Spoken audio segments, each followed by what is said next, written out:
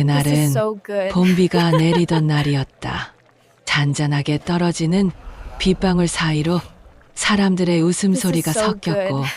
그 속에서 나는 세상에서 가장 행복한 남자였다. 그날 This is 난 so 세상에서 good. 가장 행복한 남자였습니다. 그 말을 꺼내는 순간에도 그때의 공기와 This is so 온도가 good. 생생하게 느껴진다. 그녀가 내 맞은편에서 김치찌개를 휘젓던 그 This is so 장면이 good. 좀 더 끓여야 해. 아직 안 익었어.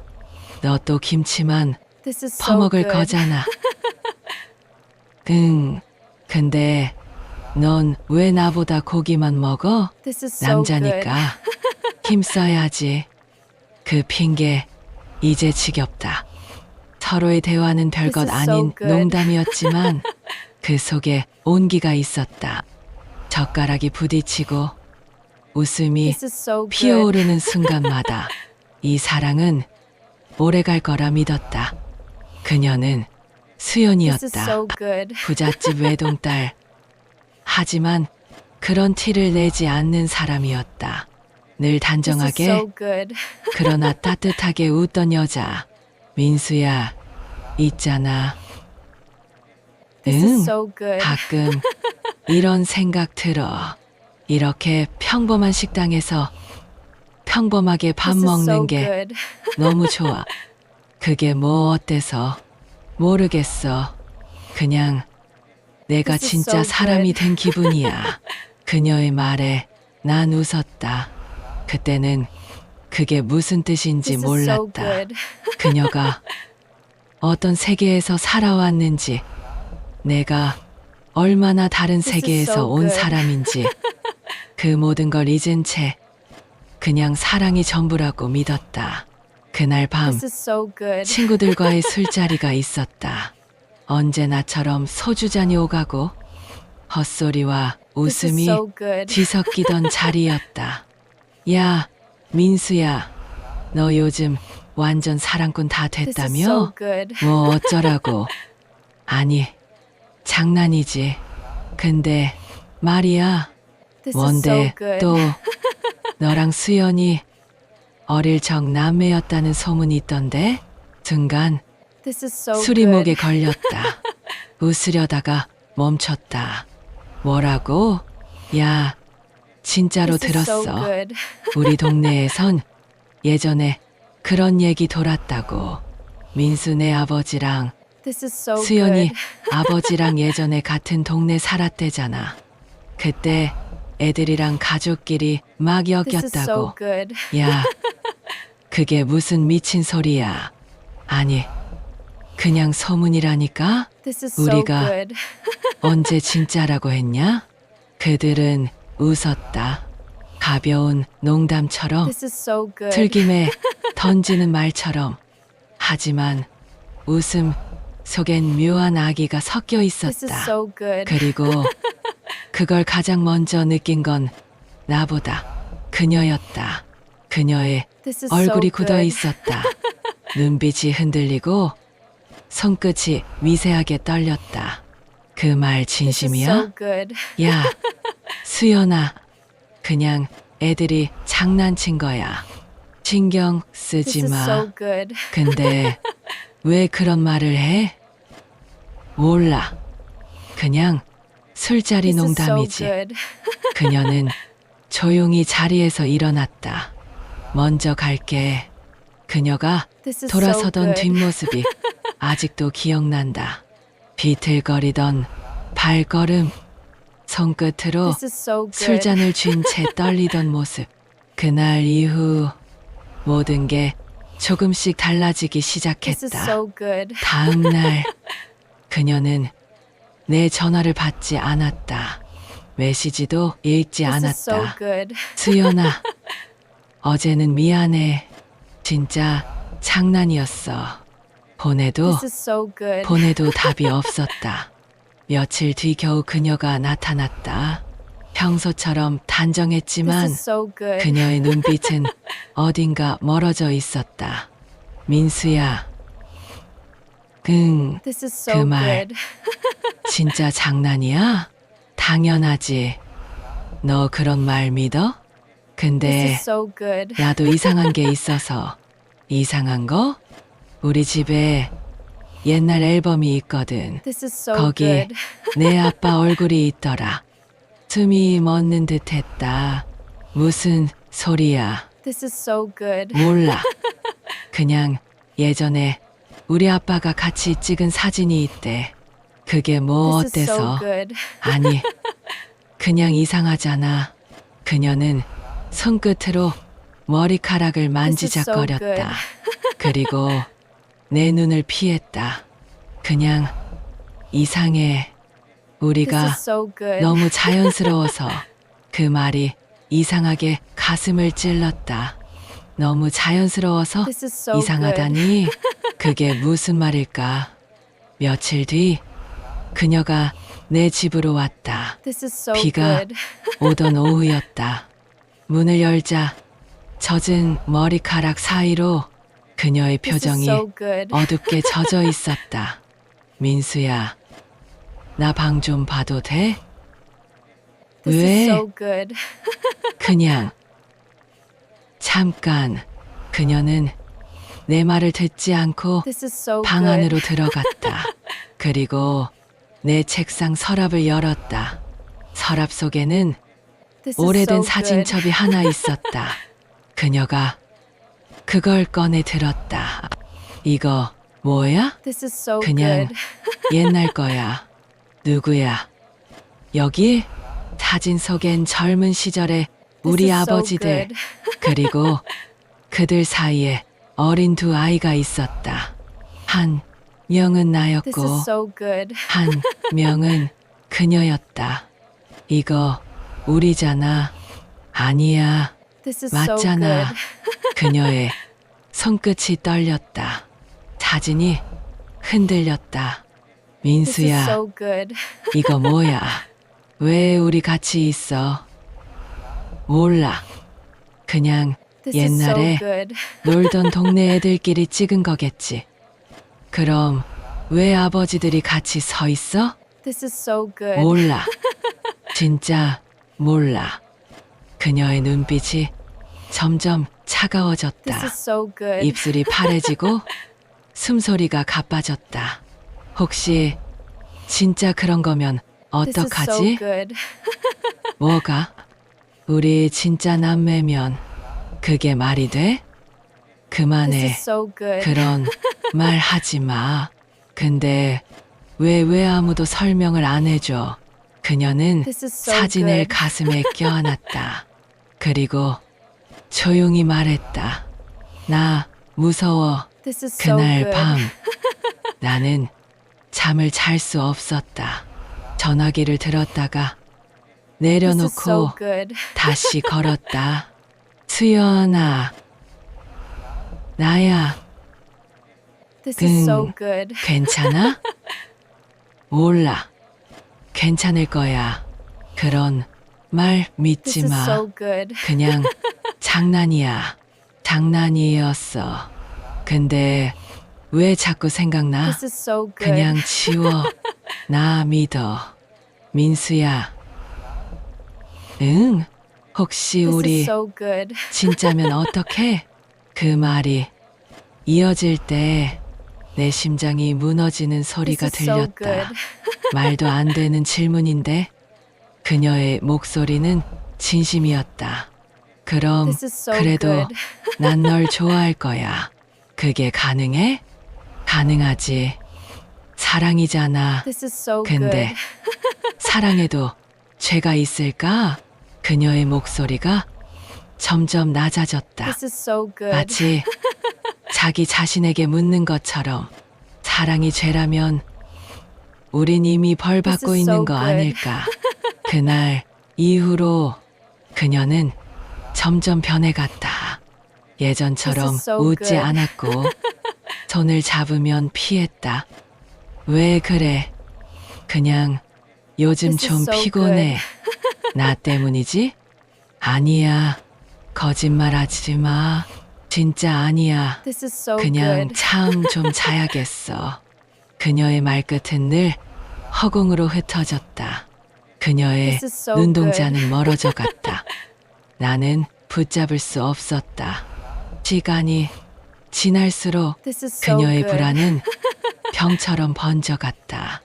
메시지를 보내도 그녀는 괜찮아 This is so good. 한마디뿐이었다.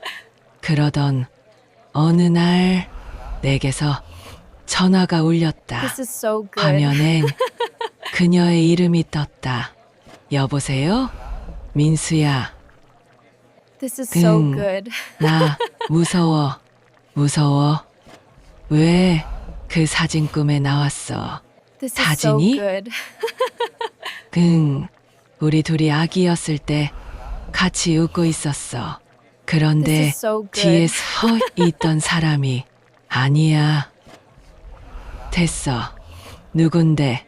This is so good. 몰라. 근데 그 사람이 나를 보면서 웃었어. 아빠처럼. This is so 그녀는 good. 울고 있었다. 숨소리 사이로 흐느낌이 섞였다. 수연아, This is so good. 제발 그만 생각해. 그냥 잊어. 그 사진 버려. 못 버리겠어. This is so good. 왜? 그게 나한테 진실 같아. 며칠 후 그녀는 This is so 나를 good. 피했다. 아무 연락도 없었다. 학교에서도 거리에서도 보이지 This is so 않았다. good. 그리고 며칠 뒤 그녀의 친구에게서 연락이 왔다. This 민수야, is so good. 수연이 너한테 얘기 안 했어? 뭐를? 유학 간대. This is so good. 오늘 출국했대. 유학? 갑자기 This is so 결정됐대. 그날 밤 그녀의 집 앞에 갔다. 불이 꺼져 있었다. This is 문 so 앞에 good. 흰 봉투 하나가 놓여 있었다. 그 안에는 사진 한 장과 쪽지 한 줄. This is so good. 우리 사랑이 죄라면 나 용서받고 싶어. 그날 이후 그녀는 This is so good. 내 세상에서 사라졌다. 나는 웃을 수도 울 수도 없었다. 누군가는 This is 말했다. so good. 그냥 유학한 거야. 괜찮을 거야. 하지만 나는 안다. This is so good. 그녀는 다시는 돌아오지 않을 것이다. 그날의 마지막 기억은 그녀의 This is so 떨리는 good. 손끝이었다. 혹시 우리 진짜면 어떡해? 그 질문이 내 머릿속을 This is so 아직도 good. 떠돈다. 그녀는 정말 나의 여동생이었을까? 아니면 This is so good. 누군가의 잔인한 장난이었을까? 그녀가 떠난 지 열흘째 되던 날이었다. 창밖에는 봄비가 다시 내리고 있었고 방 안에는 사진 한 장이 여전히 내 책상 위에 놓여 있었다. 그 사진 속의 웃음은 너무 평화로워서 도리어 섬뜩했다. 그녀는 떠나기 전 그 사진을 나에게 건넸다. 혹시 나중에 나에 대해 뭔가 알게 되면 이 사진 다시 봐. 그게 마지막이었다. 그녀가 떠난 이유도 어디로 갔는지도 모른 채 나는 그 사진만 붙잡고 있었다. 며칠이 흘렀다. 그녀의 번호로 전화를 걸어도 지금은 전원이 꺼져 있습니다. 차가운 음성만 되돌아왔다. 하루는 퇴근길에 익숙한 냄새가 스쳤다. 그녀가 자주 쓰던 향수였다. 고개를 돌리자 버스 정류장 앞에 그녀의 뒷모습과 닮은 여자가 서 있었다. 심장이 멎을 만큼 뛰었다. 수연? 하지만 여자가 돌아보는 순간 그건 낯선 얼굴이었다. 나는 멍하니 서 있었다. 그날 이후로 그녀의 그림자가 내 일상 속에 따라붙기 시작했다. 어느 저녁 문 앞에서 작은 봉투 하나를 발견했다. 누가 놓고 갔는지 알 수 없었다. 봉투 안엔 사진이 한 장 더 들어 있었다. 이번엔 좀 더 오래된 흑백 사진이었다. 사진 속엔 젊은 시절에 내 아버지와 한 여자가 서 있었다. 그리고 그들 사이에 있던 아이, 그 얼굴은 놀랍게도 수연을 닮아 있었다. 손끝이 떨렸다. 사진 뒷면엔 누군가 흐릿하게 쓴 글씨가 있었다. 1988년 5월 12일 독림동. 그 주소는 내가 태어난 곳이었다. 그날 밤 잠을 이룰 수 없었다. 아버지가 돌아가시기 전 남긴 유품을 뒤졌다. 서류, 편지, 낡은 수첩들 사이에서 나는 뭔가 이상한 걸 발견했다. 수첩 한 귀퉁이에 박수연 1995년 전화. 그 밑에 작게 써 있었다. 동생 같은 애. 심장이 멎는 줄 알았다. 동생 같은 애. 그게 무슨 뜻이었을까? 다음 날 나는 그녀의 집을 찾아갔다. 담벼락 너머로 보이는 집은 여전히 조용했다. 초인종을 눌러도 대답이 없었다. 그때였다. 대문이 살짝 열려 있었다. 수연아? 대답이 없었다. 조심스레 안으로 들어섰다. 정원엔 낙엽이 쌓여 있었고 거실 불은 꺼져 있었다. 나는 발끝으로 천천히 안으로 걸어 들어갔다. 그녀의 향기가 희미하게 남아 있었다. 테이블 위에는 찢어진 편지지 조각이 몇 개 흩어져 있었다. 그 중 한 조각에 이런 문장이 보였다. 그 사람 아들이 나를 기억하지 못하길 바란다. 숨이 막혔다. 나는 그 조각들을 모아봤다. 글씨는 모두 같은 사람의 것이었다. 아마 그녀의 어머니가 쓴 것 같았다. 그리고 그 아래 다른 필체로 더 쓴 글씨가 있었다. 그럼에도 불구하고 사랑은 닮아간다. 그녀의 방문은 닫혀 있었다. 손잡이를 잡는 순간 이상하게도 온기가 느껴졌다. 조심스레 문을 열었다. 방 안에는 그녀의 향수 냄새가 남아 있었다. 그리고 침대 위엔 내 사진이 놓여 있었다. 그 사진에는 그녀가 연필로 선을 그어 놓았다. 내 얼굴을 따라 그어진 얇은 선.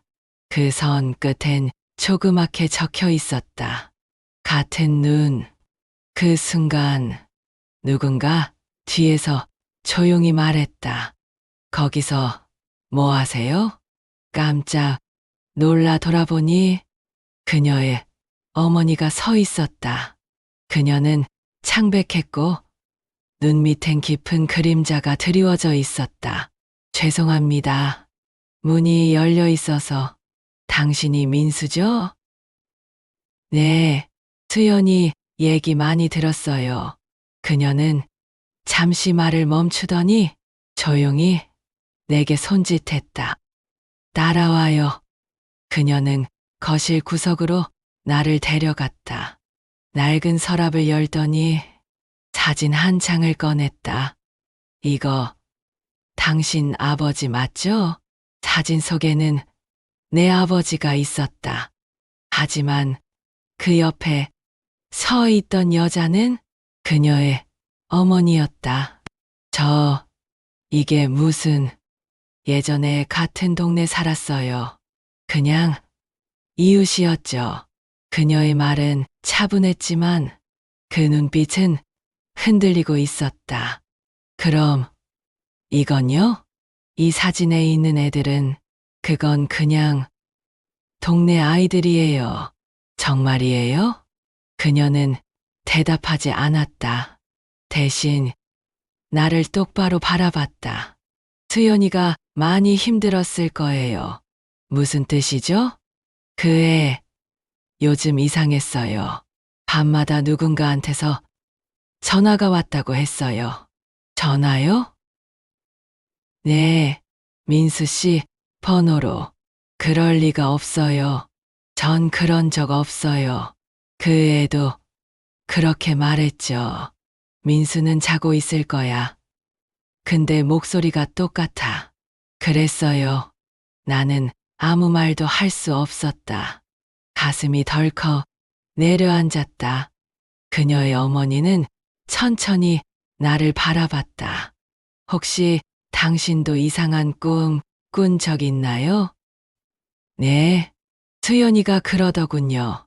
요즘 꿈에서 민수 씨가 자꾸 아기 때 모습으로 나온다고.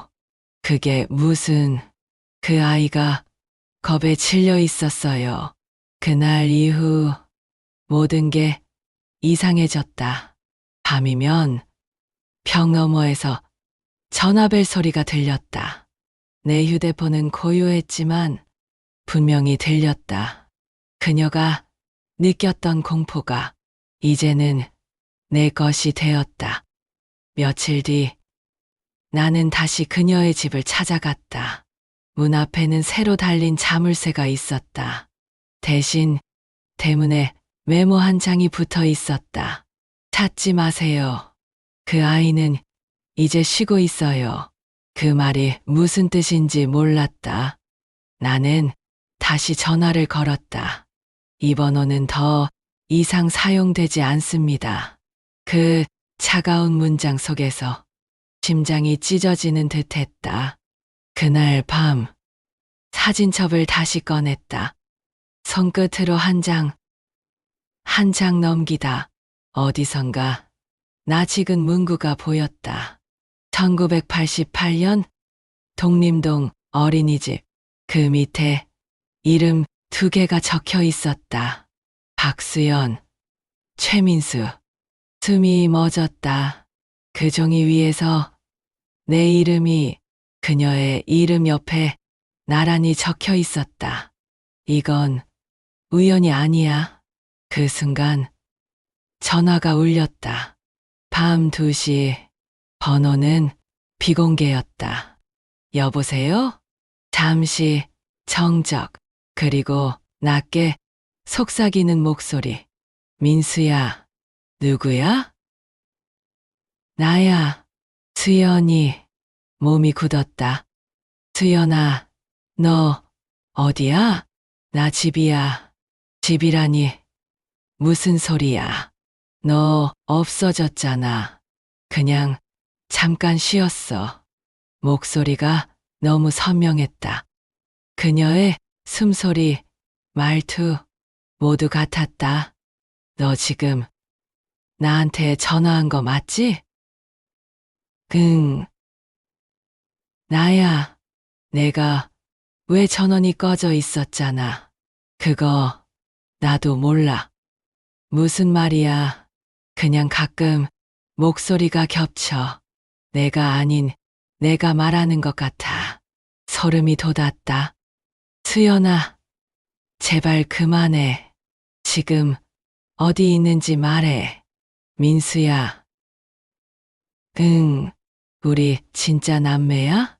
그녀의 목소리가 울먹였다. 눈물이 떨어지는 소리까지 들렸다. 그런 말 하지 마. 근데 엄마가 말 안 해줘. 아무 말도 안 해줘. 그럼 내가 알아볼게. 내가 다 알아볼게. 늦었어. 뭐가? 이미 알았어. 뚜뚜. 통화는 거기서 끊겼다. 다시 걸어도 신호음만 울렸다. 다음 날 경찰이 내게 연락했다. 박수연 씨 가족 맞으시죠? 아니요. 그냥 친구입니다. 그분 집에서 어젯밤 누군가 침입 흔적이 있었습니다. 네. 그런데 CCTV에 찍힌 사람이 잠시 말을 멈추던 형사가 말했다. 민수 씨였습니다. 온몸에 피가 얼어붙었다. 그럴 리가 없어요. 저 어제 집에 있었어요. 그런데 영상에 찍혀 있습니다. 시간은 새벽 2시. 그건 그녀에게 전화가 걸려온 바로 그 시각이었다. 나는 아무것도 기억나지 않았다. 그 시간 분명히 잠들어 있었다. 그런데 CCTV 속에 나는 그녀의 집 앞에서 문을 두드리고 있었다. 그리고 문이 열리자마자 어둠 속으로 사라졌다. 며칠 후 그녀의 어머니가 내게 연락했다. 민수 씨, 수연이가 돌아왔어요. 정말요? 하지만 그녀의 목소리가 떨렸다. 지금은 병원에 있어요. 나는 병원으로 달려갔다. 병실 안 하얀 침대 위에서 그녀는 눈을 감고 있었다. 산소 마스크 너머로 들려오는 숨소리가 희미했다. 의사가 말했다. 심리적 쇼크 상태입니다. 자해 흔적도 있어요. 나는 손을 떨며 그녀의 손을 잡았다. 수연아. 나야. 그녀의 눈꺼풀이 미세하게 떨렸다. 민수야. 그래. 나야. 이제 됐어. 뭐가? 이제 알았어. 그녀의 눈에서 눈물이 흘렀다. 너는 내 오빠였어. 그 말에 심장이 멈췄다. 무슨 소리야. 그럴 리가 없어. 우리 아빠한테 들었어. 사진. 그거 진짜야. 그건 그냥 옛날 사진이라고 했잖아. 아니야. 엄마가 인정했어. 아빠가 예전에 실수했다고. 그녀의 목소리는 점점 멀어졌다. 산소 마스크가 흔들렸고 심박음이 요동쳤다. 수연아. 제발, 괜찮아. 이제 편해졌어. 그녀는 눈을 감았다. 기계음이 차갑게 울렸다. 병실 밖으로 나왔을 때 그녀의 어머니가 서 있었다. 민수 씨, 그게 사실이에요? 그녀는 아무 말도 하지 않았다. 대신 눈물을 흘렸다. 그 눈물이 모든 대답이었다. 그날 밤, 나는 다시 그 사진을 꺼냈다. 사진 속의 웃음, 그건 사랑의 시작이 아니라 죄의 시작이었다. 그날 이후 누군가 매일 밤 내게 전화를 걸었다. 숨소리만 들렸다. 그리고 그 익숙한 목소리. 민수야. 누구야? 나 수연이야. 그만해. 제발 그만해. 우리 아직 끝난 거 아니야. 그녀의 목소리가 울렸다. 사랑은 끝나도 남는 게 있어. 그게 뭐야? 죄책감. 통화는 끊겼다. 그날 이후 나는 더 이상 잠을 잘 수 없었다. 눈을 감으면 그녀가 서 있었다. 사진 속의 아이처럼 웃으며 우리 어릴 때 행복했지? 그건 꿈이었어. 아니야, 현실이었어. 그리고 지금도 이어지고 있어. 그녀의 웃음 뒤에 검은 그림자가 드리웠다. 그녀가 남긴 마지막 메모에는 이렇게 적혀 있었다. 사랑은 피로 이어지지 않아. 하지만 죄는 피로 갚아야 해. 그날 이후 낮과 밤의 경계가 흐려졌다. 불은 켜져 있는데 방은 어두웠고 전화기는 조용한데 귀는 울렸다. 눈을 감으면 하나의 얼굴이 떠올랐다. 웃다가 울다가 묻는다.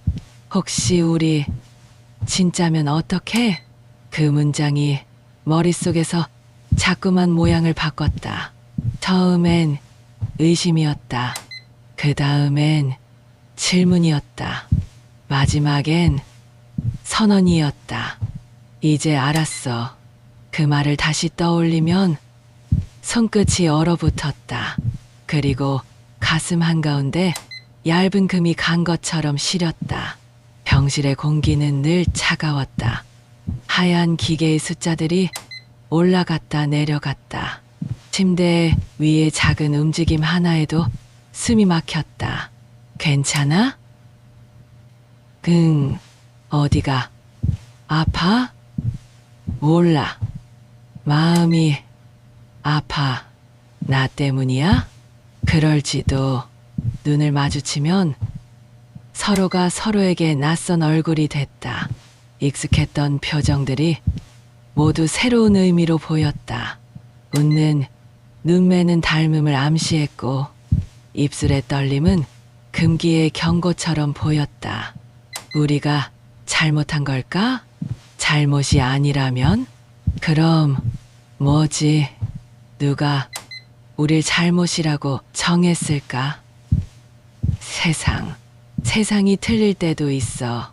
근데 난 그 세상에서 살아야 하잖아. 짧은 침묵, 그 침묵이 길게 늘어나 벽지를 타고 천장으로 기어올랐다. 그곳에 붙은 얼룩 하나가 오래된 기억의 형체처럼 보였다. 어릴 때 사진 다시 봤어? 웃고 있더라. 웃고 있더라. 그 웃음이 이제 무섭다. 나도 그 순간 방문이 열리고 발자국 소리가 멈췄다. 낯선 의사의 목소리가 들렸다. 오늘은 연애는 여기까지.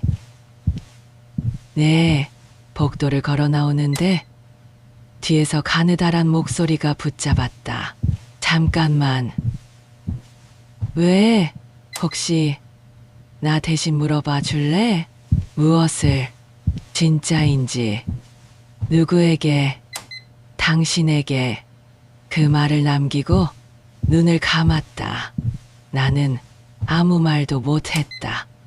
대답을 가지러 가야 하는데 어디로 가야 하는지 몰랐다. 병원에서 나와 바로 집으로 가지 않았다. 발걸음이 알아서 방향을 틀었다. 여러 번 섰던 골목, 익숙한 간판, 계단 위로 바람. 문을 열면 한때 같은 자리에 앉아 같이 국물을 나눴던 사람들. 그 안에 가벼운 농담과 무거운 진실을 섞어 팔던 얼굴들이 있었다. 왔네. 얼굴이 안 좋다. 잠을 못 잤어. 왜? 사랑꾼. 또 그거 그만해. 술잔이 탁자에 닿는 소리. 말끝에 스며드는 비웃음. 나는 그 소리를 하나하나 손으로 막고 싶었다. 어쨌든 그때 말 있잖아. 그 장난이잖아. 누가 시작했어. 기억 안 나는데. 기억해. 왜 그렇게 예민해져? 그 말 때문에 누군가 무너졌어. 그 정도로 약했단 거지. 약해서가 아니야. 금기니까 더 자극적이었던 거지. 장난의 대가를 알았으면 좋겠어. 설마 우리 탓하려는 거냐? 아닌 척하진 않을게. 짧은 웃음. 그 웃음이 오래 맴돌았다. 그리고 CCTV 얘기는 뭐냐? 몰라. 우리도 봤다더라. 그 시간에 난 잠들어 있었어. 그래? 그럼 더 무섭네. 뭐가? 잠들어 있는 내가 거기 가 있었다는 게. 그 말 다시 말해봐.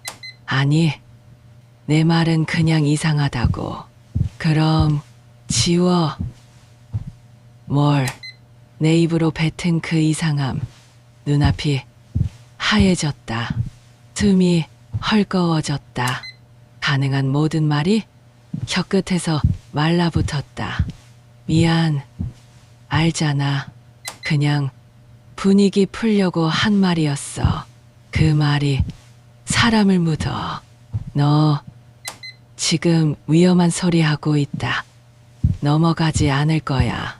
그만해. 이제부터는 내가 묻는다. 그들은 더 웃지 않았다. 그제야 비로소 서로가 같은 자리에 있음을 실감했다. 무너진 뒤의 바닥, 그 바닥에서 누가 먼저 일어나는지 확인하는 자리.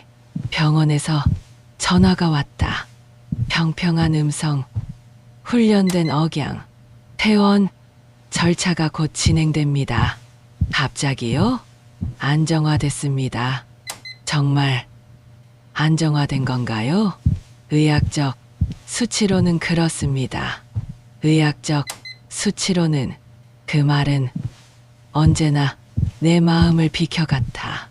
수치가 보지 못하는 것들이 있었다. 밤마다 울리는 비공개의 숨소리, 잊어야 할 사실과 잊지 말아야 할 사실의 싸움, 그리고 죄 없는 사랑이라는 문장. 병실에 도착했을 때 창문이 열려 있었다.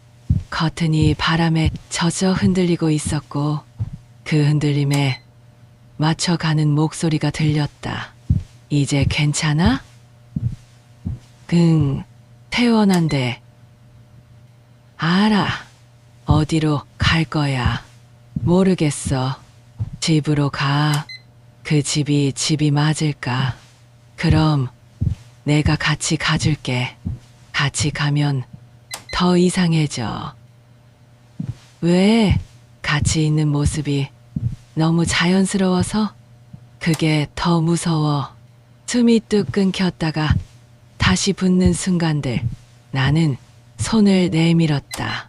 그 손이 닿기도 전에 물러났다. 손 잡아도 돼? 잠깐만. 왜? 내가 누군지부터 생각하자. 그 말은 부탁이 아니라 명령처럼 들렸다. 퇴원 수속을 마치고 우리는 서로 다른 방향으로 걸었다. 어떤 약속도 어떤 시간도 정하지 않았다. 문자 한 줄로 우리는 버티고 있었다. 잘 도착했어? 잠은 잘 자. 꿈은 꾸지 말고. 그건 내가 정할 수 없어. 밤 1시 17분 전화가 울렸다. 비공개. 익숙한 숨. 거기 있어? 왜 말 안 했어? 무슨, 오늘 그 병실에서 뭘 지켜보고 있었잖아. 누가? 너.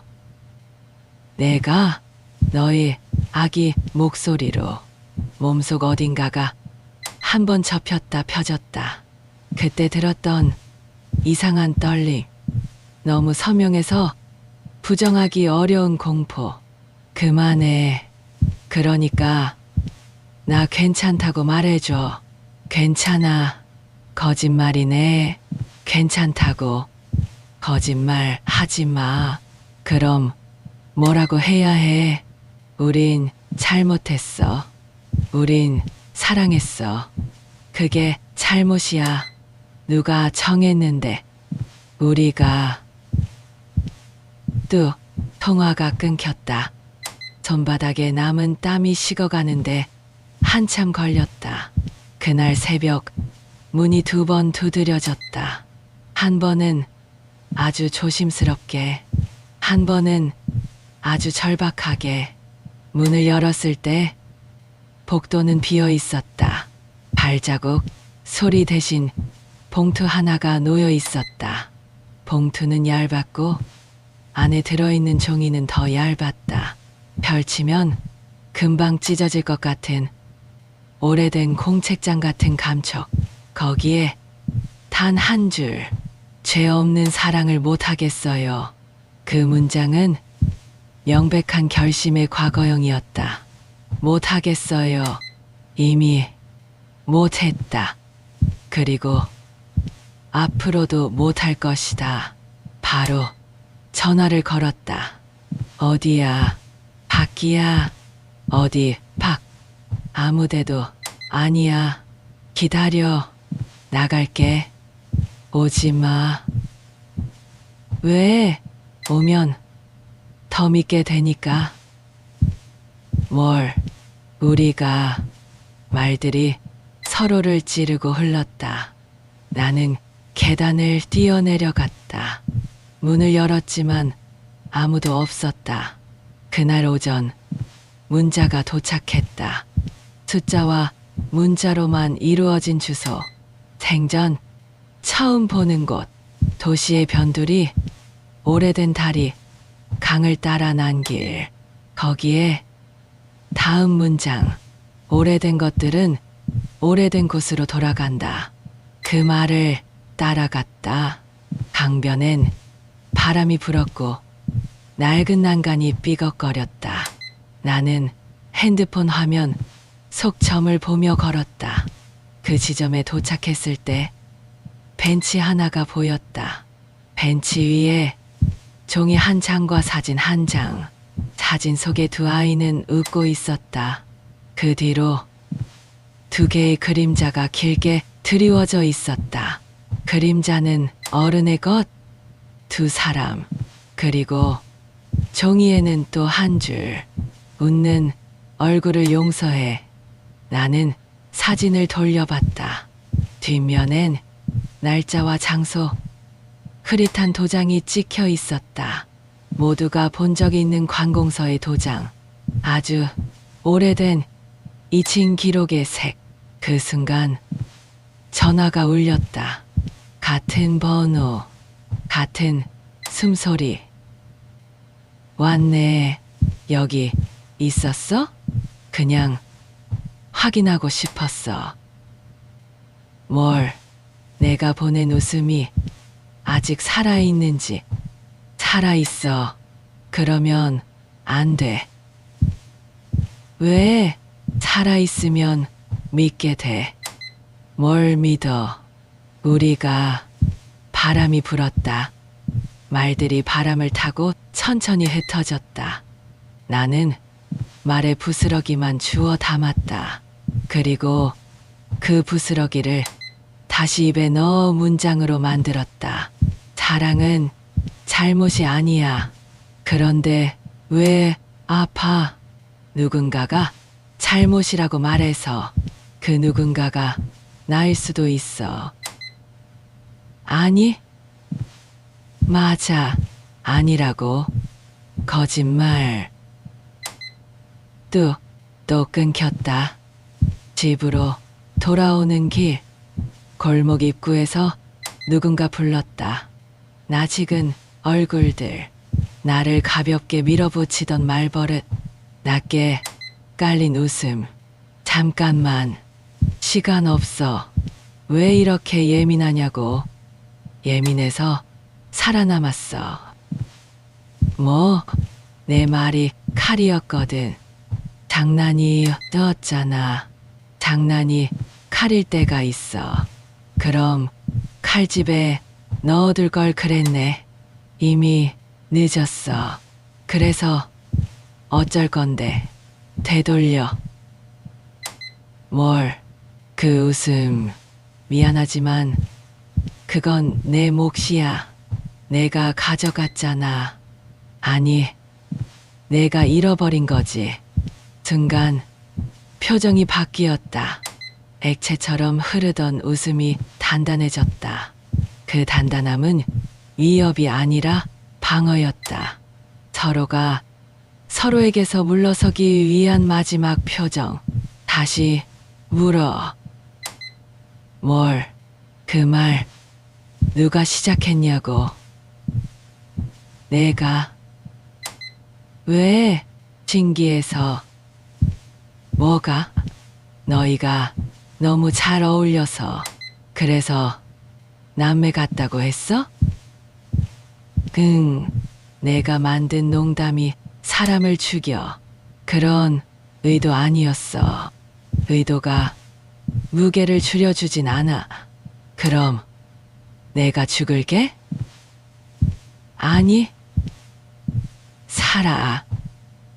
뭐, 살아서 기억해. 골목의 그림자가 길어졌다. 그 그림자 끝에서 누군가 우리를 보고 있는 듯 했다. 나는 돌아보지 않았다. 돌아보면 더 진짜가 될 것 같아서 저녁이 되면 통화 기록이 하나씩 늘었다. 비공개, 비공개, 비공개. 숫자 대신 목소리로만 남는 기록들. 나는 그 기록을 지웠다. 지우고 또 지웠다. 그런데도 귀에 남았다. 지금 어디야? 여기가 어딘데? 너와 나 사이, 그게 어딘데? 사이에는 언제나 낭떠러지가 있잖아. 손 잡으면 건너갈 수 있어. 손을 잡으면 넘어갈 수 없게 돼. 무슨 뜻이야? 잡은 손을 못 놓게 돼. 그게 나쁜 거야? 그게 죄야. 한참 동안 아무 말도 하지 않았다. 그러다 조용히 물었다. 마지막으로 내가 원하는 게 뭐야? 용서. 누구의? 우리의? 누가 해줘? 우리가. 말이 끝나자마자 전파가 꺼졌다. 통화 종료음도 없이 그냥 사라졌다. 바람이 멈춘 들판처럼 고요했다.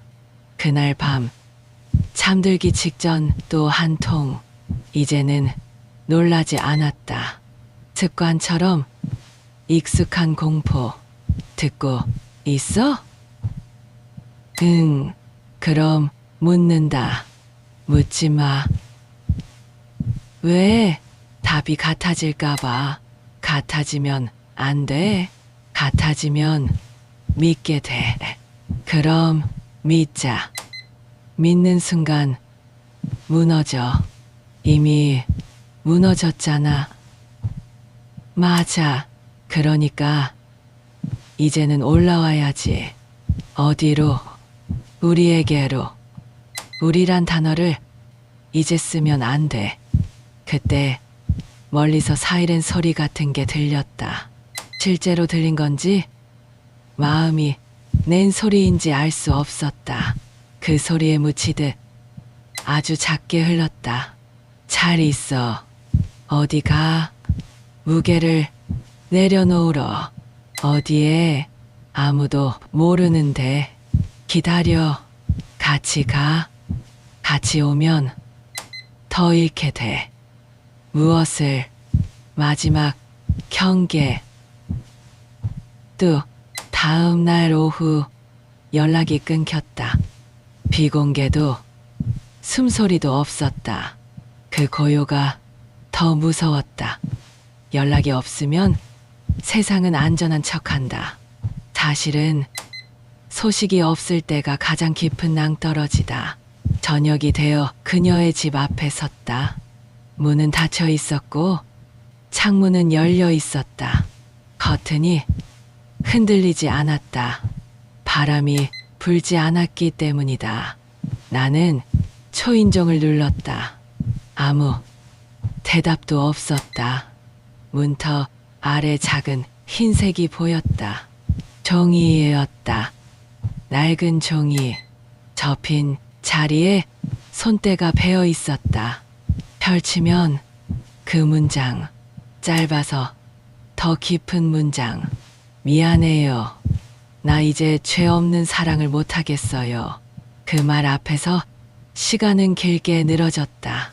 글자 하나하나가 쩌처럼 느껴졌다. 문장 끝의 점이 마침표가 아니라 구멍처럼 보였다. 그 구멍 안으로 시선이 빨려 들어갔다. 그 구멍의 바닥에서 아주 작은 목소리가 울렸다. 고마웠어. 그 목소리는 나직었지만 낯설었다. 어느 쪽이 진짜인지 알 수 없었다. 진짜라는 단어가 무슨 의미인지도 알 수 없었다. 밤이 깊었다. 도시는 소리를 줄였고 창문은 어둠을 반사했다. 내 그림자가 방 안으로 두 개나 들어와 겹쳐졌다. 하나는 나, 다른 하나는 그때의 아이, 웃고 있는 너무 자연스러워서 무서운 얼굴. 이제 뭘 할 거야? 모르겠어. 믿음을 잃었네. 믿음은 언제나 늦게 무너져. 늦게 무너지면 뭐가 남아? 복수. 그 단어가 입술에서 미끄러져 나왔다. 의도한 말이 아니었다. 하지만 가장 맞는 말처럼 느껴졌다. 하나의 문장이 또 다른 문장을 불러왔다. 누구에게 장난을 믿게 만든 사람들. 그 말이 칼이라고 했지. 그래, 칼은 누가 쥐고 있어. 이제는 내가 방 안의 공기가 조금 달라졌다. 숨이 들어올 때 찬 냄새가 따라 들어왔다. 나는 천천히 고개를 들었다. 벽에 걸린 달력이 있었다. 날짜를 손가락으로 더듬었다. 오늘, 내일, 모레, 그리고 그 다음. 기억해. 무엇을 누가 시작했는지. 눈을 감았다. 그때의 술자리. 기가 막히게 타이밍 좋은 웃음. 손가락으로 내 가슴을 톡톡 치던 말투. 너희 남매 같다. 그 말 뒤에 따라붙던 장난이야. 나는 이해했다. 장난이었을지 몰라도 장난의 끝을 본 사람만이 그 단어의 무게를 안다. 지금 내가 그 무게를 들고 있었다. 해가 바뀐 것도 아닌데 방의 색이 바뀌었다. 아침에는 색이 옅어졌고 밤에는 더 진해졌다. 나는 더 이상 그 색을 믿지 않았다. 색은 언제든 배반했다. 핸드폰 화면에 손가락을 올렸다. 연락처 목록의 위쪽, 아래쪽. 이름이 아니어도 번호만 봐도 누구인지 아는 사람들. 그들 중 몇 개의 번호를 천천히 눌렀다. 통화 버튼은 누르지 않았다. 그 버튼 하나가 선을 넘는 일이라는 걸 알았기 때문이다. 아직은 선을 넘지 않기로 했다. 대신 선을 그었다. 머릿속에 뚜렷하게 여기부터야. 나직하게 말했다. 아무도 듣지 못했지만 분명하게 남았다. 그 말은 나에게 한 약속이었다. 그리고 누군가에게는 예고장이 될 것이다. 그날 밤 꿈을 꾸었다. 강변 벤치, 오래된 도장, 웃는 아이들, 멀리서 누군가가 손을 흔들었다. 다가갈수록 얼굴이 또렷해졌다. 그 얼굴은 내 얼굴이었다. 웃고 있었다. 그 웃음 뒤로 또 다른 내가 울고 있었다. 어느 쪽이 진짜야? 둘 다. 그러면 무엇이 거짓이야? 그 사이. 다이가 죄라면 그 죄를 만든 건 누가? 우리가. 그럼 누가 갚아? 우리가. 눈을 떴다. 이상하게 마음이 차분했다. 결심은 늘 그렇게 온다. 폭발처럼 보이지만 사실은 오랜 스며들매 끝. 책상 서랍을 열었다. 낡은 사진첩을 꺼냈다. 사진 한 장을 뽑았다. 아이 둘, 어른 둘, 그늘 하나. 그늘이 길었다. 나는 그 그늘을 손가락으로 따라가다 멈췄다. 그늘의 끝에 숫자 하나를 적었다. 그리고 이름 하나를 지웠다. 그 지워진 자리에서 한 문장이 다시 시작됐다. 이제부터는 내가 묻는다. 그날 저녁 마지막으로 전화를 기다렸다. 오지 않았다. 그때 비로소 알게 됐다. 어떤 관계는 전화가 끊기는 순간 끝나는 게 아니라 전화가 오지 않는 순간 새로운 모양으로 시작된다는 것을, 이제 그 모양은 내가 만든다. 더 이상 장난의 언어로 말하지 않을 것이다. 말마다 칼집을 씌울 것이다. 그리고 칼은 쓸 때 꺼내면 된다. 창밖이 어두워졌다. 유리창에 내 얼굴이 비쳤다. 그 얼굴이 묻는다. 정말로 할 거야? 돌아올 수 없을지도 몰라. 이미 돌아오지 못했어. 어디까지 갈 건데? 끝까지. 끝이 어딘데? 그들이 처음 웃음을 배달했던 자리. 나는 자리에서 일어났다. 문을 열었다. 낮게 깔린 복도의 공기가 달라졌다. 발걸음이 방향을 알았다. 아무도 가르쳐주지 않았지만 나는 이미 알고 있었다. 믿음이 무너진 자리, 그 자리가 출발점이었다. 세상은 그대로인데 내 눈만 달라졌다. 햇빛은 여전히 따뜻한데 내겐 잿빛이었다. 웃음소리가 들려도 그 안에서 울음이 들렸다. 그녀가 떠난 지 한 달이 지났다. 장례식은 조용했다. 아무도 크게 울지 않았다. 눈물조차 조심스러웠다. 누가 그녀를 울게 만들었는지 모두 알고 있었기 때문이다. 나는 아무 말도 하지 않았다. 그저 흰 국화 한 송이를 들고 영정사진 앞에 섰다. 그녀의 미소가 너무 평온해서 분노조차 조용히 타올랐다. 너희는 이제 내 세상에서 끝이다. 그 말을 속으로 삼켰다. 목구멍은 뜨겁고 심장은 차가웠다. 장례식이 끝난 다음 날 세상은 아무 일도 없었다는 듯 굴러갔다. 친구들은 메시지 하나 남겼다. 힘내라. 시간이 지나면 괜찮아질 거야. 괜찮아질까? 그들의 말 한마디가 사람을 무너뜨렸는데 그 시간이 흘렀다고 해서 괜찮아질까? 괜찮아지면 안 됐다. 그날 밤 나는 처음으로 그녀의 노트를 열었다. 병실에서 챙겨온 표지에 작은 낙서가 그려진 노트. 저 창엔 이런 문장이 있었다. 사랑은 믿음 위에 피어난다. 그리고 마지막 창엔 믿음이 무너지면 사랑은 무덤이 된다. 무덤이라. 그래. 무덤이라면 파내야지. 며칠 뒤 그들의 이름이 적힌 메모를 책상 위에 올려뒀다.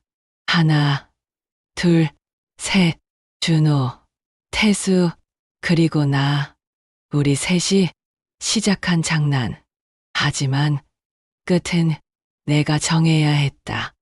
첫 번째는 준호였다. 입사 5년 차, 회사에서 청망받는 팀장.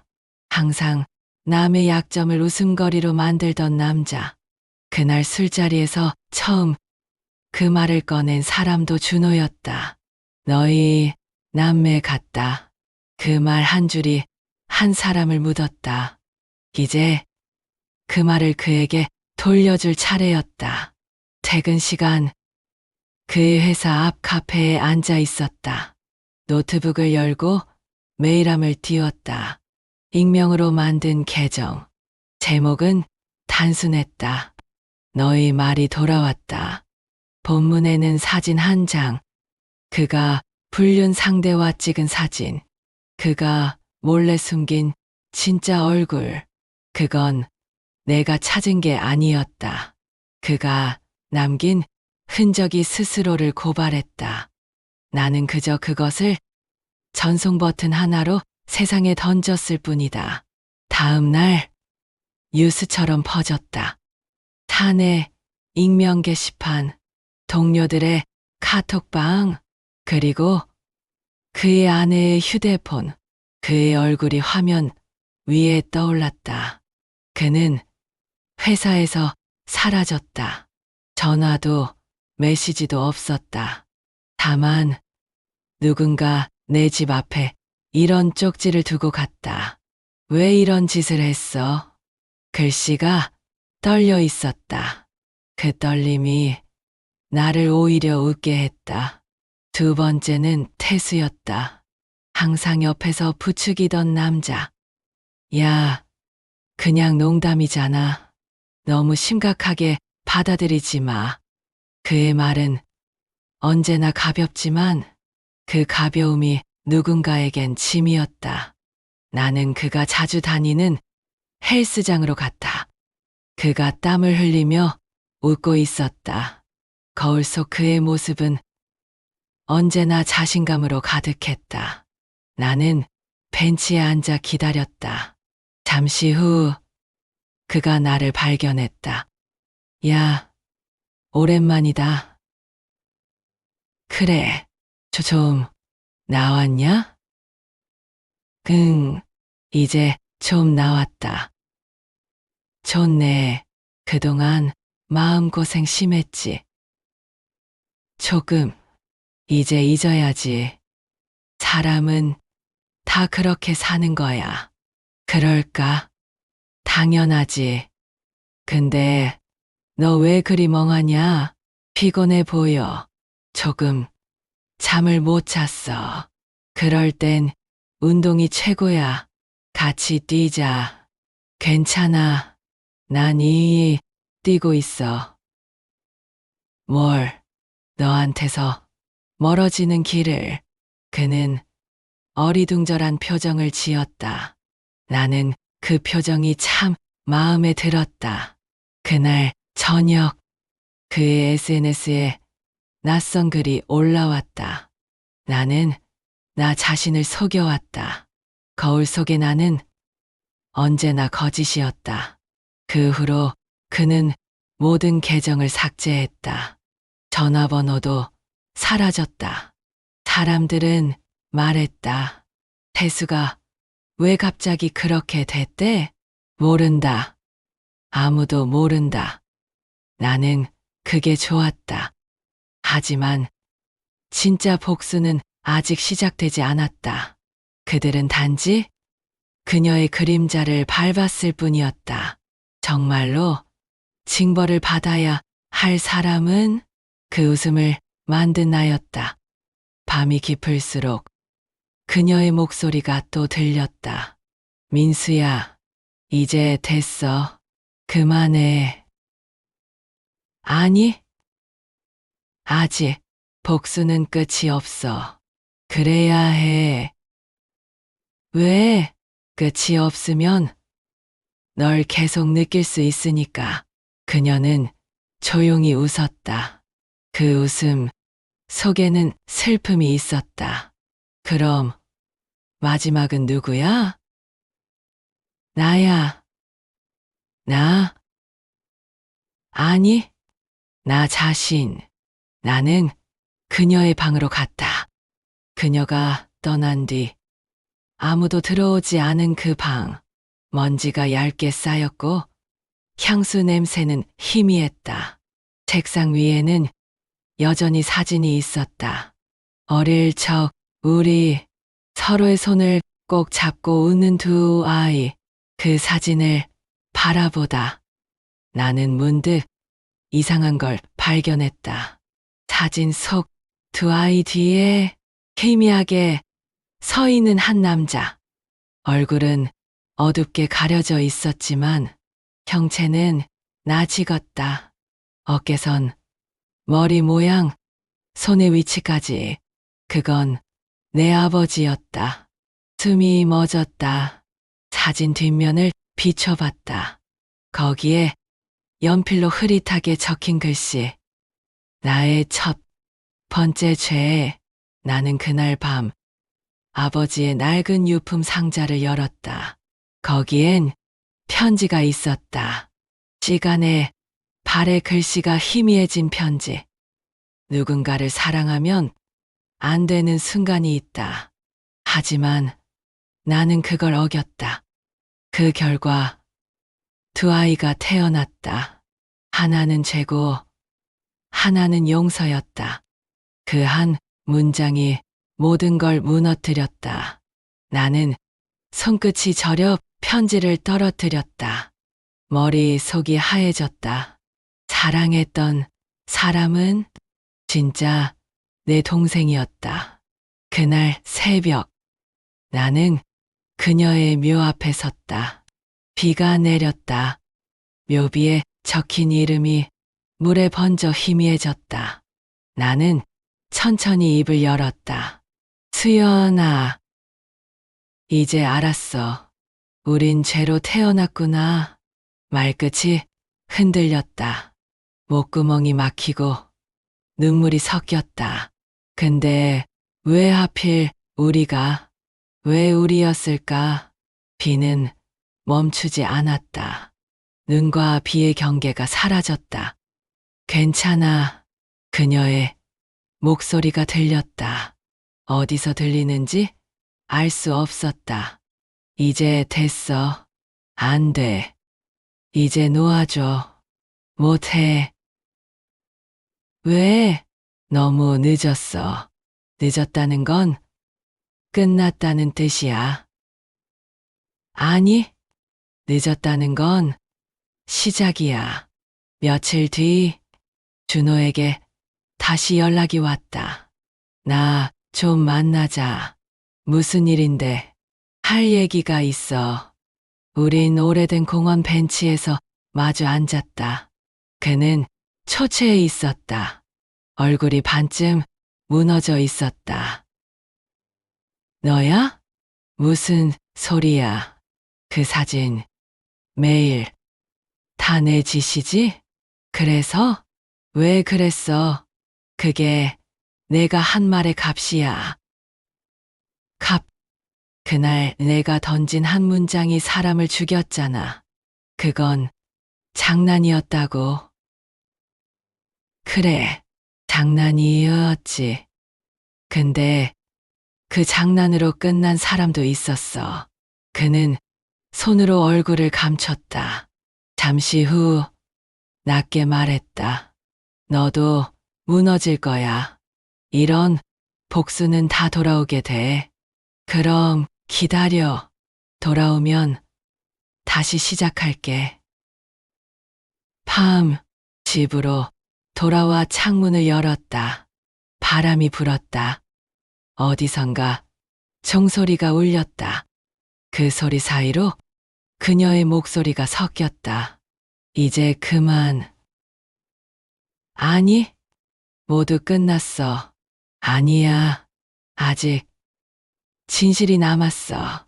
진실이 널 구해줄 거라 믿어? 아니, 진실은 나를 무너뜨릴 거야.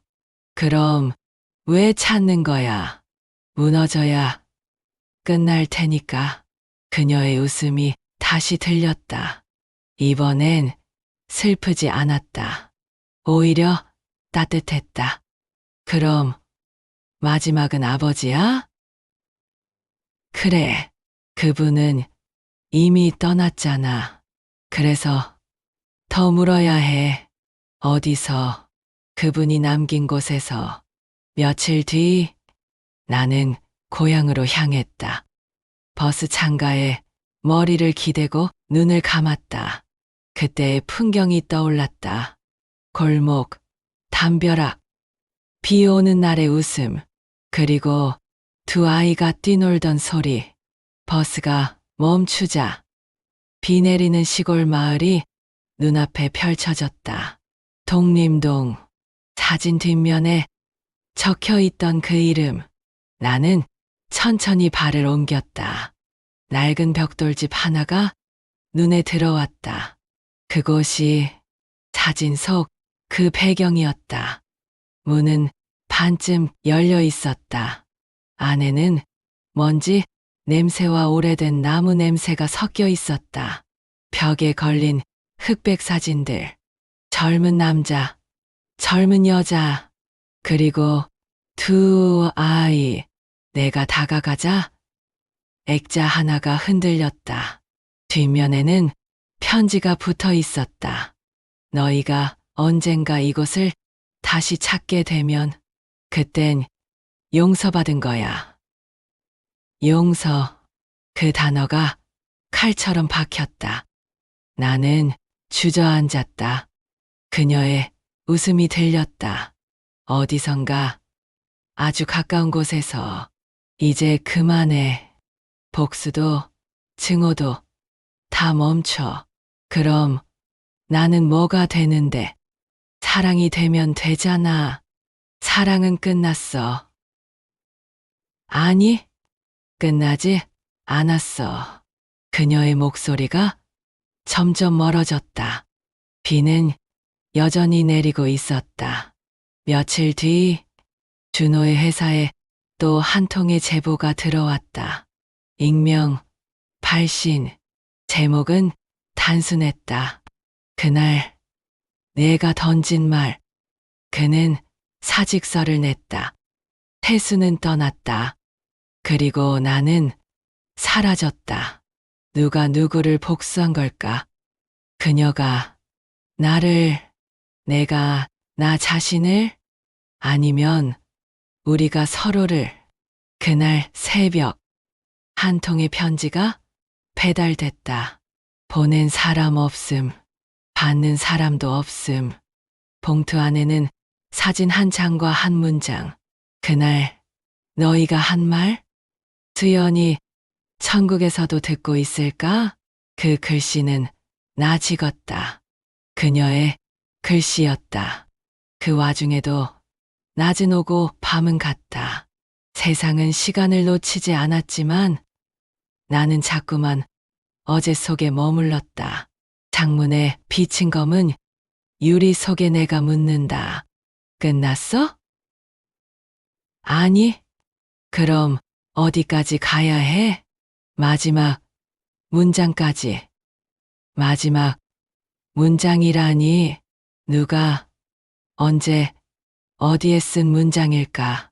나는 그걸 찾고 있었다. 전화가 왔다. 익숙한 번호가 아닌데도 익숙했다. 낮게 가라앉은 목소리, 훈련된 어조. 지금 통화 가능하십니까? 네, 확인 드릴 내용이 하나 있습니다. 고인의 마지막 통화 기록이 확인되었습니다. 누구와의 통화죠? 보여지는 번호는 당신의 번호가 아닙니다. 그럼 누구? 당신의 아버지 번호입니다. 심장이 비어있는 컵처럼 울렸다. 나는 한 단어도 꺼낼 수 없었다. 오해 없게 말씀드립니다. 해당 번호는 사용 중지로 확인됩니다. 그런데 통화 교환기에는 발신자 아이디가 정확히 남아 있습니다. 불가능한데요. 네, 그래서 확인이 필요합니다. 뭘 확인하죠? 그 번호. 혹시 집안 어딘가에 보관된 적이 있습니까? 그는 보관이라는 단어를 썼다. 보관, 숨김이 아니라 놓인 자리, 그 자리를 나는 알고 있었다. 확실히는 모르겠습니다. 한번 살펴보시죠. 그리고 하나 더, 그날 새벽에 당신 집 지하에서 신호가 잡혔습니다. 지하, 그 단어를 듣는 순간 발바닥부터 식어들었다. 문을 열고 계단을 내려갔다. 항상 마지막 두 칸이 길게 느껴지는 곳. 손잡이는 차갑고 공기는 눅눅했다. 내려갈수록 오래된 냄새가 짙어졌다. 지하는 생각보다 넓었다. 낡은 수납장, 해진 골판지 상자들, 그리고 뒤틀 오래 잊은 물건들. 나는 바닥을 손바닥으로 쓸 듯이 더듬었다. 먼지 속에서 딱딱한 직사각형이 손끝에 닿았다. 작게 깜빡이는 초록 불빛, 전화 회선 분배기, 그리고 무선 게이트웨이. 누군가가 설치했던 흔적. 오래 전에 전원을 빼면 불빛은 곧바로 꺼졌다. 그런데 더 아래가 있었다. 수납장을 당기자 얇은 틈이 열렸다. 틈 사이에 흰 봉투가 켜켜이 꽂혀 있었다. 나는 하나, 또 하나 꺼냈다. 봉투 겉면에는 받는 이도, 보내는 이도 적혀 있지 않았다. 대신 같은 필체로 적힌 문장. 내가 지키지 못한 사랑. 이제 내가 끝까지 지켜줄게. 글씨가 나 찍었다. 나의 글씨였다. 손이 떨렸다. 펜을 쥘 때마다 눌러 쓰는 버릇, 차의 기울기, 애의 짤막한 꼬리, 모두가 나였다. 하지만 나는 쓴 적이 없다. 적어도 기억 속에 나는 쓴 적이 없다. 봉투를 더 뽑았다. 그중 몇 개는 벌써 누군가에게 갔다 온 흔적이었다. 붙였던 자국, 뜯겼던 자국, 접힌 자리의 손때, 등줄기를 타고 차가운 것이 흘렀다. 내가 보낸 건가? 언제가? 왜? 질문이 겹치며 머릿속을 긁었다. 생각이 격하게 마찰했다. 그때 전화가 울렸다. 익숙한 호흡, 익숙한 숨. 들어갔구나. 누구야? 거기 냄새 나지? 너야? 나야. 어디서 걸어? 여기가 어딘데? 너희 아래. 지혜야, 전화는 바로 위에서 아니면 바로 아래에서 울리고 있었다. 나는 시선으로 벽을 훑었다.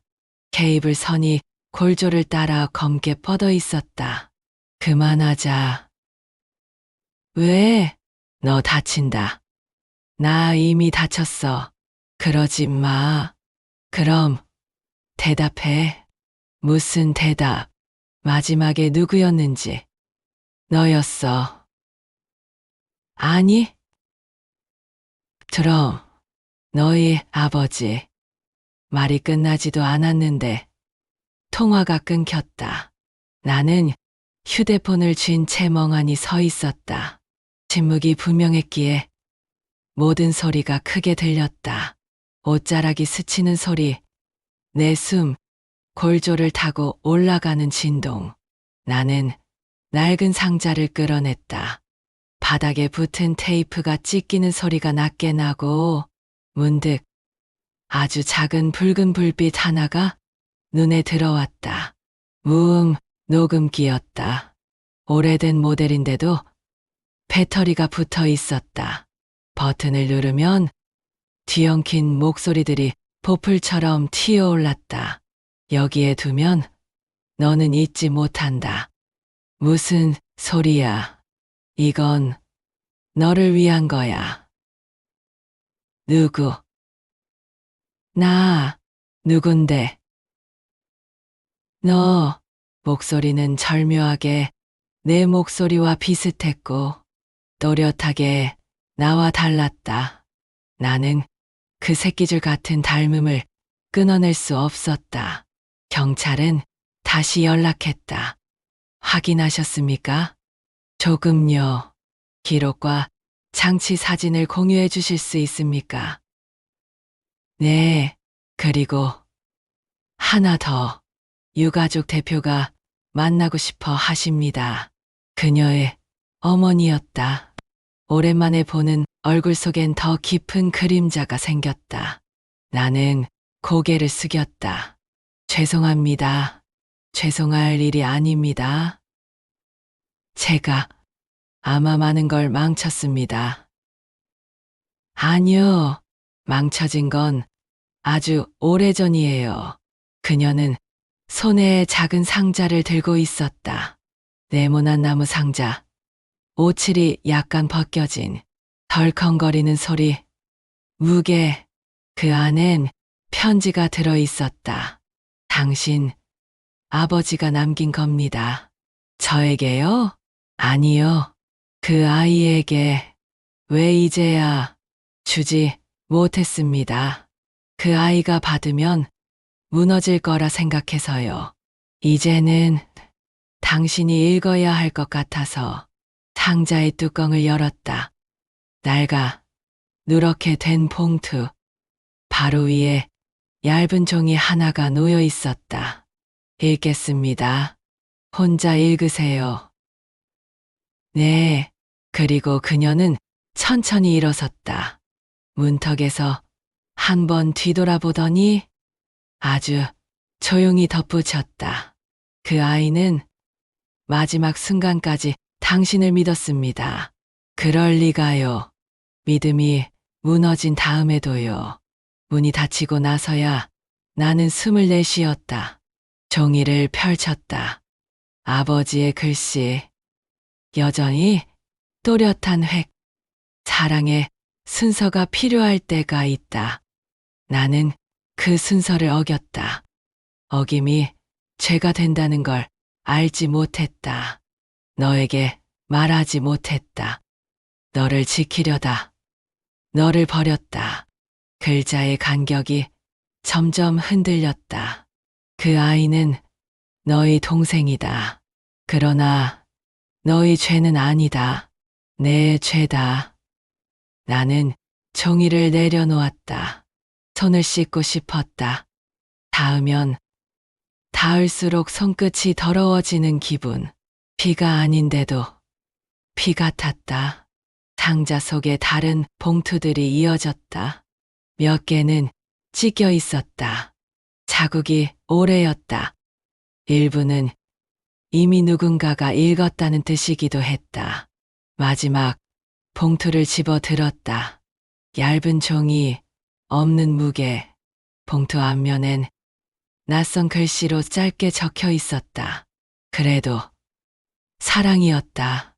누구의 글씨일까? 나의 것도 아버지의 것도 아니었다. 그녀?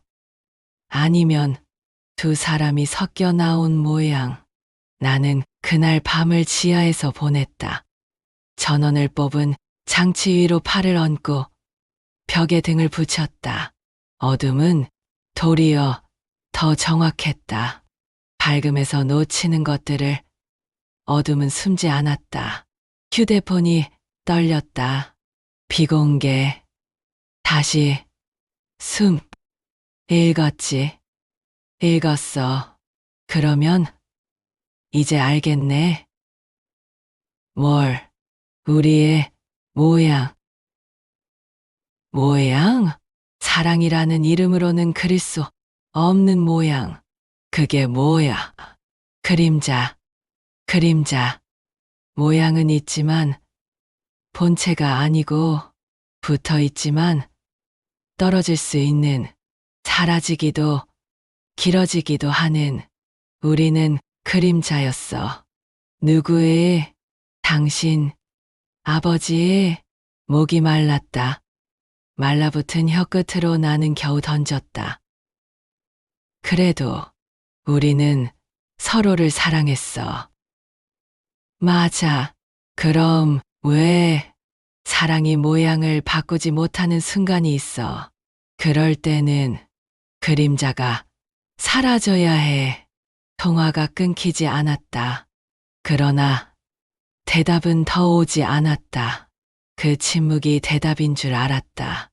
그때 메시지가 하나 도착했다.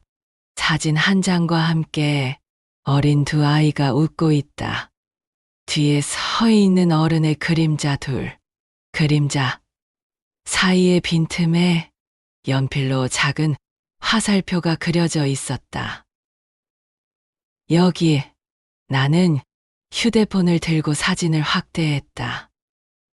빈틈. 그 작은 어둠의 틈으로 시선이 빨려 들어갔다. 그 안에 보이지 않는 글씨가 있는 것처럼 읽을 수 없는 문장이 분명히 거기 있었다. 며칠이 흐르는 동안 누군가의 삶이 무너졌다. 누군가는 회사를 떠났고, 누군가는 계정을 지웠고, 누군가는 도시에서 사라졌다. 나는 지우지 않았다. 나는 떠나지 않았다. 나는 사라지지 않았다. 대신 하나씩 적었다. 메모장에 날짜와 이름, 그리고 한 줄. 장난의 끝은 대답이다. 그 문장이 다 찼을 때 문자가 왔다. 낯선 번호. 열어보니 단 한 줄. 좋은 아침이야. 나 수연이야. 나는 몰랐다. 어느 쪽의 세계에서 온 아침인지, 어떤 생의 입술이 만든 인사인지. 다만 손가락이 먼저 반응했다. 어디야? 여기가 어딘데? 너의 기억과 나의 부재 사이. 그럴싸한 말. 아니, 너무 정확한 말. 나는 더 깊이 들어갔다. 돌아올 거야? 우리가 돌아갈 곳이 있을까? 있게 만들게. 그게 복수야? 그건 사과야. 잠깐의 정적. 고지어. 짧은 답. 늦었어. 이상하게도 늦었다는 그 말이 처음으로 나를 멈춰 세웠다. 복수는 언제나 앞으로 달려가게 한다. 하지만 사과는 멈춰서게 한다. 나는 휴대폰을 내려놓고 두 손으로 얼굴을 감쌌다. 눈을 감을수록 눈앞이 또렷해졌다. 그녀의 눈물, 그녀의 손끝, 그녀의 마지막 메모. 죄 없는 사랑을 못하겠어요. 그 문장은 나에게 하는 말이기도 했다.